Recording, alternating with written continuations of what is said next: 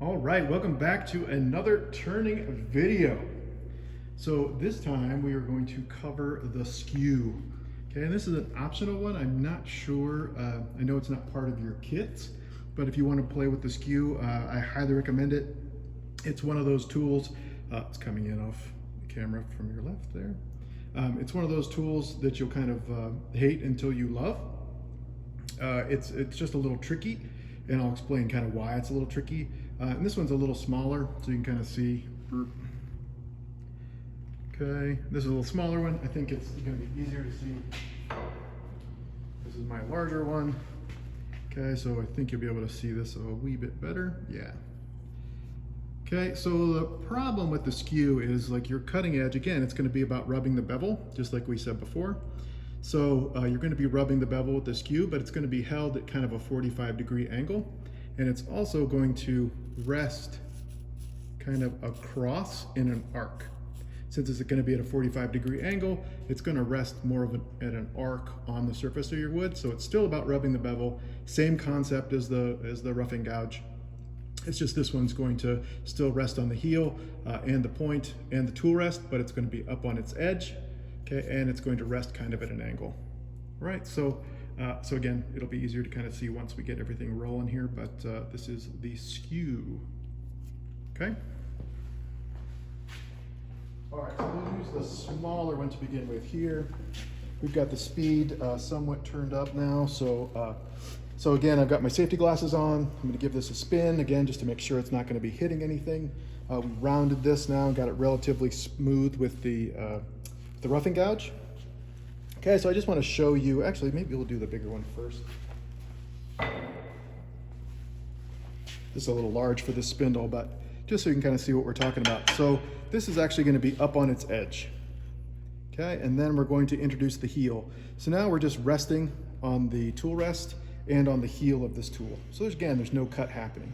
And we're also holding this at a 45-degree angle. So that's why this tool is so tricky, is because you're a bit kind of like, tapping your head while you're rubbing your stomach kind of thing.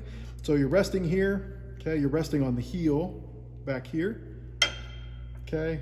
And then you're gonna slowly pick it up and your cutting edge is gonna be right in here.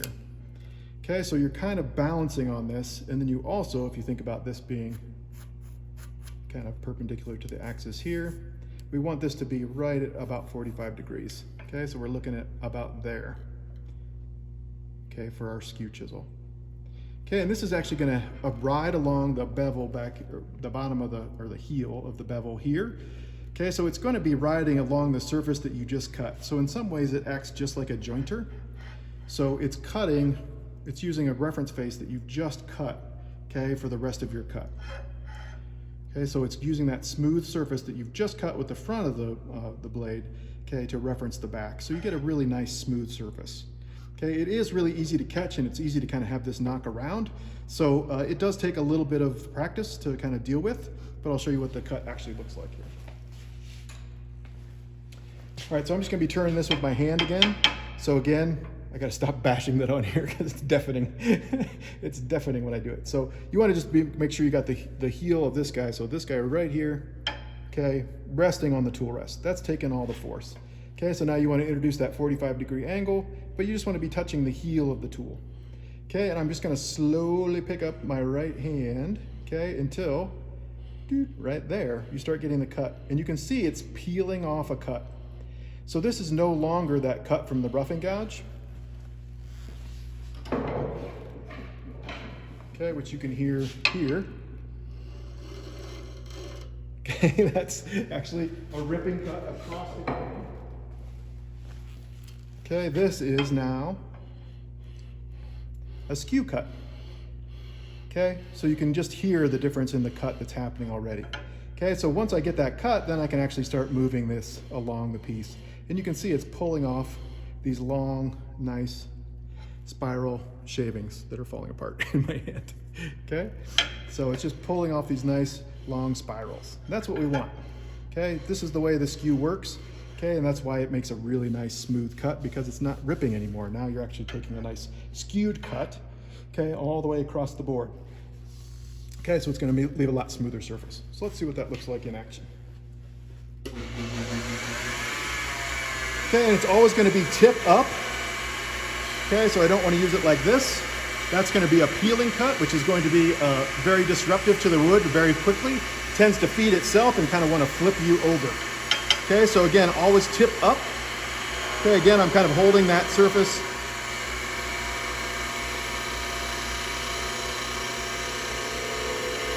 Okay, until I just get that little spiral, and you can see it's shavings, it's not dust.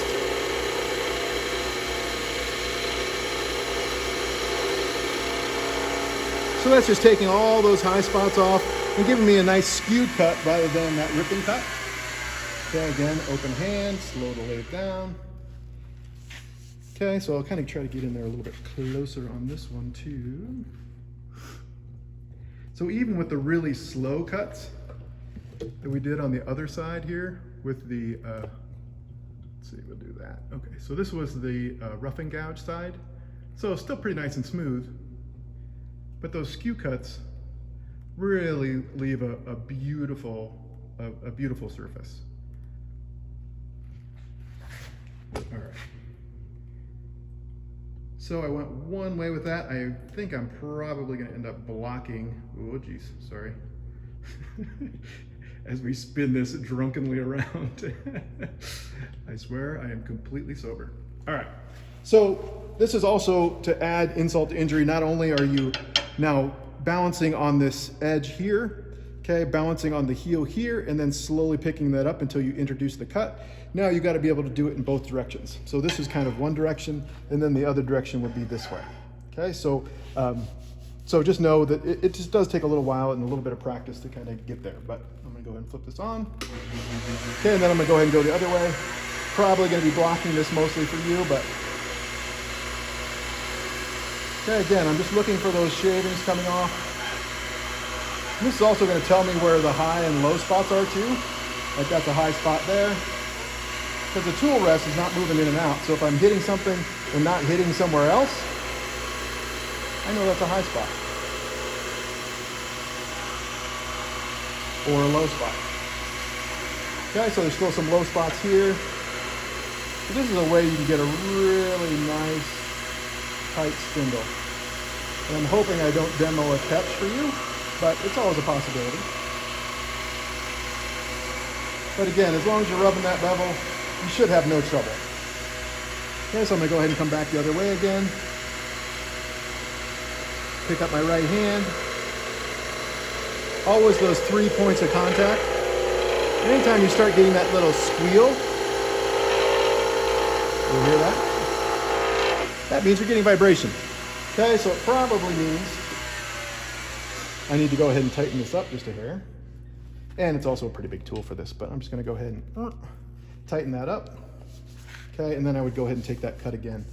So there's still a little low spot right here. Actually, that's a pretty good example, so I'll try to zoom in on that. Okay, and this is really the power of the skew, so to speak. I wonder if I can just, let's try. Oh, look at that. He zoomed in. Okay, so you can see that little area right here. That's a low spot. So that's someplace that the skew didn't hit. So I know that's still low. But all this is going to be really nice and parallel and really nice and smooth. So you can kind of see the surface here in contrast to what it was before with the, even with slow speed, with the rough and gouge, this is still really nice and smooth.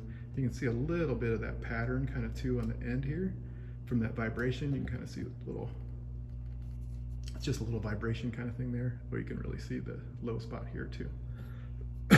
Excuse me. A lot of dust with lathe turning. I don't know if you knew that. All right, so let's zoom out a little bit again.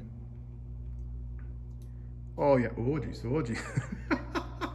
Oh, come on, right? Did you just eat? Oh, sorry. All right. Okay, that looks pretty good. Okay, perfect. All right, so that again is the skew chisel. Okay, so I'll just do that one more time so you get the idea. So you're kind of balancing up on this one corner of the tool, resting on the heel here at a 45-degree angle, and slowly pick up again until you just get that little bit of a cut, which again is right there. Okay, and you just want to be peeling little shavings off all the way around, and then always tool up or point up, okay? And then you got a left, okay? And you've also got a right hand way to go. You don't want to be starting off the end here because again, this can catch easily and kind of throw you, or even throw the piece if it's bad enough. And you also don't want to start with bevel down because this is way too close to this. And this is one of the ways they make veneer. So it just peels off an entire chunk of wood very quickly, and also tends to want to feed itself. So this, it tends to be a dangerous kind of setup. Okay, so you always want point up in that 45-degree angle. All right, and that is the Skew chisel.